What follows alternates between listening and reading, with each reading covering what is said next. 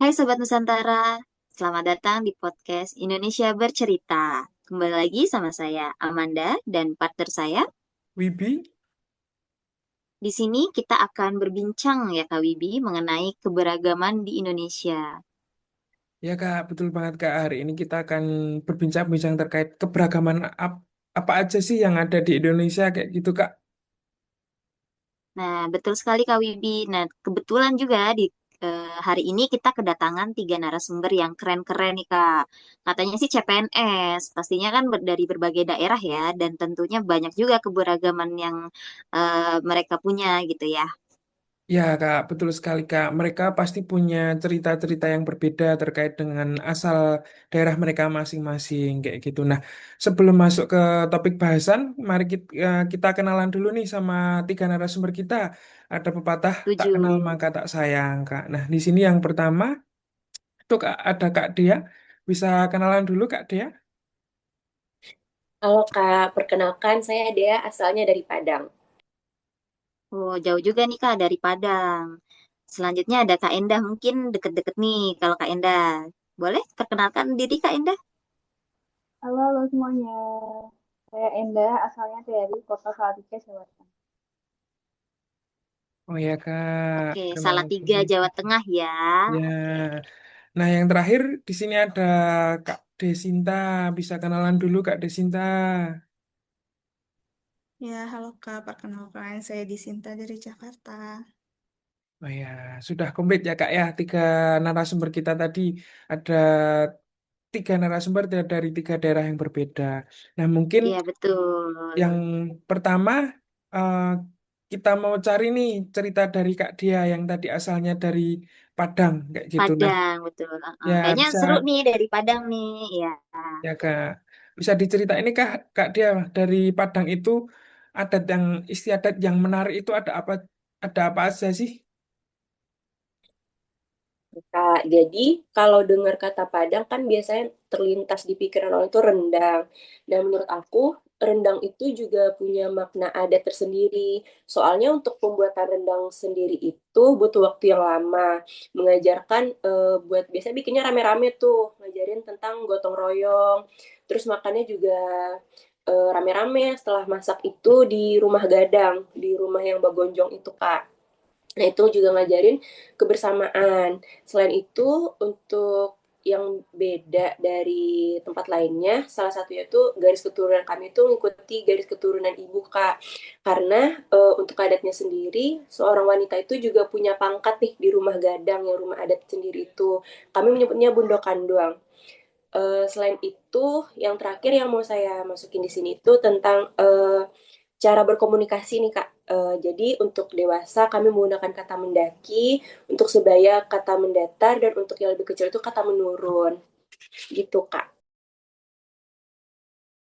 Oh iya, menarik sekali ya Kak Wibi. Ada mendaki, mendatar, dan menurun ya. Dan itu berbeda-beda ya Kak ya. Setiap Iya Kak. usia gitu kan maksudnya.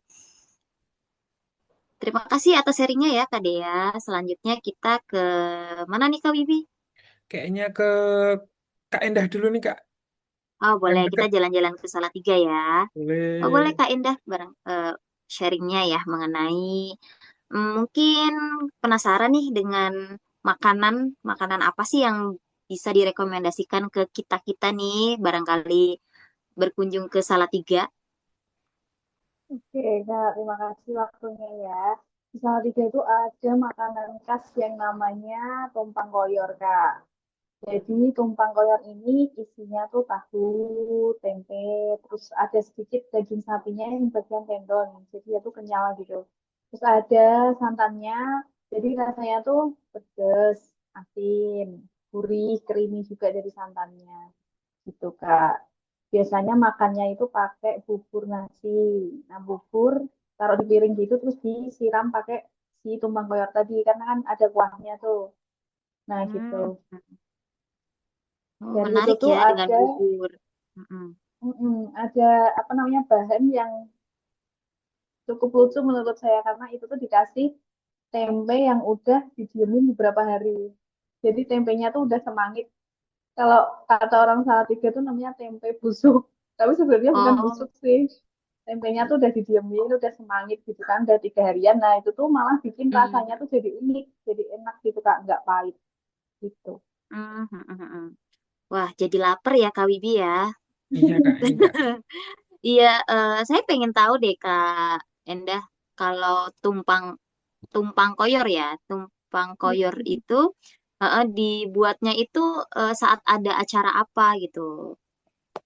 Dulunya itu tuh tumpang itu dasarnya kan kuliner kampung, dia tuh resep yang lahir dari keluarga petani gitu kan, karena kan itu makanan yang hemat, pakainya barang-barang yang murah kayak cuma tahu, tempe gitu-gitu aja kan. Nah itu tapi lama-lama di sini tuh di Salatiga tuh sekarang udah jadi kayak makanan wisata gitu loh. Jadi tiap ada wisatawan datang itu tuh nyarinya tumpang koyor gitu. Jadi sekarang terkenal banget sih itu makanan. Awalnya cuma makanan kampung biasa gitu. Karena emang khas banget di tempat lain kan nggak ada. Ya, betul setuju sih di tempat lain belum tentu ada dan kayaknya saya baru dengar juga sih. Gimana Kak Iya, Wibi, apakah baru dengar juga? Iya Kak, saya juga baru dengar nih Kak. Kayaknya itu kuliner yang patut dicoba kalau kita berkunjung Iya, ke betul. kota Salatiga. Nah, Salatiga. ya selanjutnya Kak, ditunggu ya Kak buat kuliner bareng. ya boleh Kak. Nah, selanjutnya kita punya narasumber terakhir yang asalnya dari kota Jakarta. Nah, mungkin bisa langsung aja nih Kak diceritakan dari Kak Desinta. Bisa diceritakan tempat wisata apa aja yang menarik di Jakarta kayak gitu. Silahkan Kak. Ya, Kak. Ya, kalau ngomongin tempat wisata, Jakarta tuh punya banyak ya. Dan menarik-narik gitu. Tapi eh, menurut saya kalau yang mandatorinya untuk orang-orang berkunjung ke Jakarta, ya ke Monas sih, Kak. Karena Monas tuh punya lidah api yang ada maknanya itu sebagai simbol perjuangan. Dan di dalam Monas itu ada museumnya. Itu tuh lengkap menceritakan tentang eh, perjalanan perjuangan kemerdekaan Indonesia. Dan menariknya juga kalau kita ke Monas itu kita bisa naik sampai puncaknya Monas. Dan itu di situ kita bisa melihat Jakarta 360 derajat. Benar-benar eh, semua Jakarta kelihatan dari situ. Gitu, Kak. Oh, menarik juga ya. Ada puncaknya Kak Wibi, jadi bisa kita main-main ke sana kalau pas lagi libur. Iya Kak, kita bisa lihat City Light kayaknya dari atas Monas. Nah, mungkin Betul-betul. ya, mungkin selanjutnya kita sambung lagi nih Kak dari Kak Desinta ya. Mungkin dari Kak Desinta, menurut Kak Desinta itu keberagaman itu apa sih? Contohnya kita sebagai seorang CPNS itu menganggap keberagaman itu artinya apa? Kayak gitu. Boleh disampaikan? Iya, kalau menurut saya keberagaman itu kan berarti beragam ya, berbeda-beda dari suku, ras, agama. Tapi kita harus memaknai keberagaman itu sebagai sebuah kekayaan. Jangan dianggap sebagai hambatan, apalagi perbedaan yang tidak bisa ditoleransi. Karena sebenarnya keberagaman itu kekayaan, itu aset bangsa yang memberikan warna antar suku supaya saling toleransi gitu. Itu juga bisa jadi identitas bangsa Indonesia yang beragam itu sebagai identitas kita, kekuatan kita dan itu harusnya jangan jadi hambatan sih buat kita. Setuju sekali dengan statementnya Kak Desinta ya, bahwa keberagaman itu kekayaan. Mungkin selanjutnya ya Kak ya, kita ingin tahu ya Kak Wibi mengenai apa sih implementasi apa aja yang bisa diterapkan ya tentang keberagaman ini. Mungkin Kak Dea mau sharing tentang hal itu? Oke, Kak. Jadi di ASN ini kan kita diajarkan tentang berakhlak gitu. Jadi berakhlak ini bisa kita implementasikan di kehidupan sehari-hari. Mulai dari berorientasi pelayanan aja, kita melayani masyarakat yang emang pada beda-beda nih. Dan kita nggak harus adaptif, bersifat bersifat terbuka gitu sama apa aja perubahan yang bakal kita hadapin. Kita juga ngerjain yang kolaboratif, yang kerjasama yang itu bisa dilihat juga pasti beda-beda. Satu ruangan aja bisa beda-beda budaya, tapi kita harus bisa kolaboratif. Dan juga kita harus harmonis gitu Kak, menghargai perbedaan antara satu budaya dengan yang lainnya.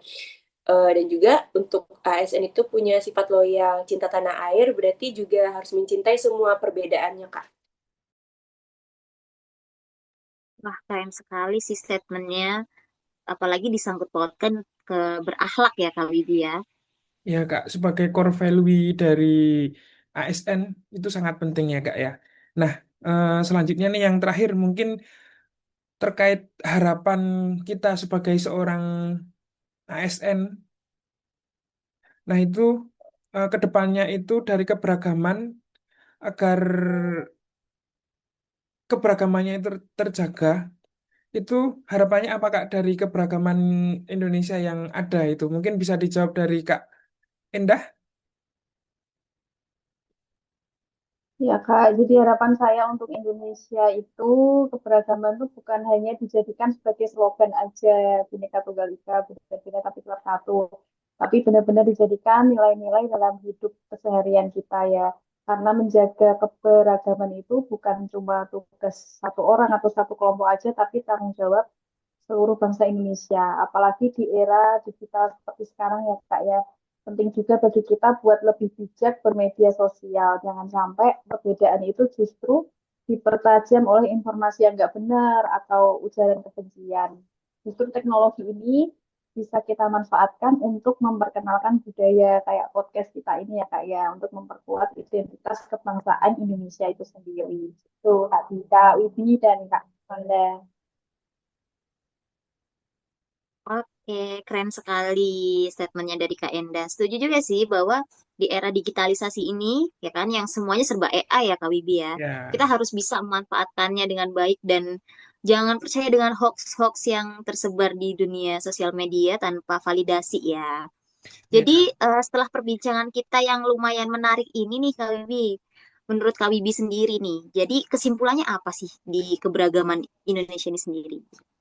Di podcast Eh, kali ini Mas. ya Kak, dari tiga narasumber tadi yang sudah membicarakan terkait dengan keberagaman tadi, menurut saya dari keberagaman itu kita bisa melihat banyak sekali perbedaan yang ada di Indonesia kayak gitu. Tetapi dengan adanya perbedaan itu jangan sampai kita melupakan persatuan dan kesatuan yang telah dibawa oleh pahlawan-pahlawan kita kayak gitu. Kita sebagai seorang ASN juga harus menjaga persatuan dan kesatuan kayak gitu Kak. Nah, mungkin dari Kak Amanda sendiri mungkin ada statement lagi?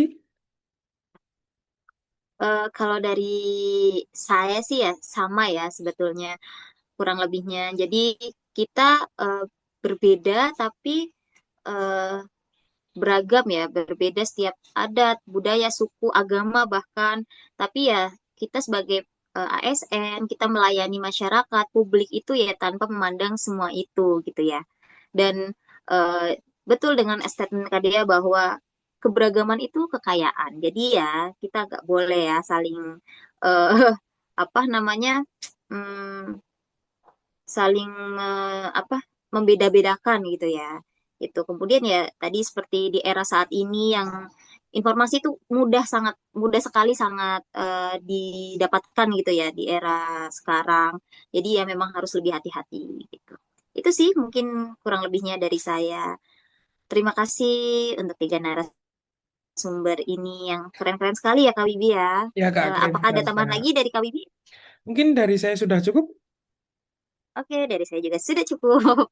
Jadi mari kita tutup ya closing podcast kita kali ini yang sangat menarik.